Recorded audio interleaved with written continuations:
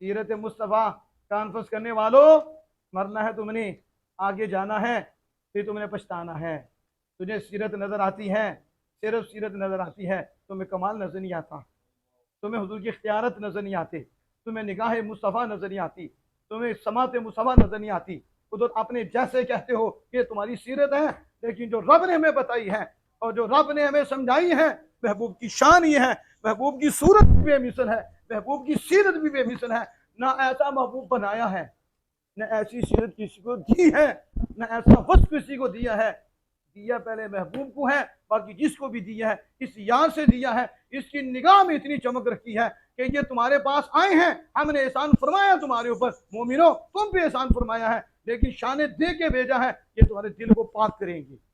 कुरान पढ़ेंगे, हिकमत भी देंगे, लेकिन सिर्फ तालीम नहीं देंगे, ये तालीम तक रहे, तिलावत तक रहे, तालीम तक रहे, हिकमत तक रहे। कहा वो जहाँ तुम्हारे ज़ाहिर को पाक करेंगे, तुम्हारे बातिन को भी पाक करेंगे।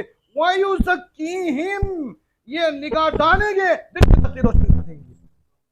जिस तरफ उठ गई, ये आप समझ आई है, वयुज़क्कीहिम,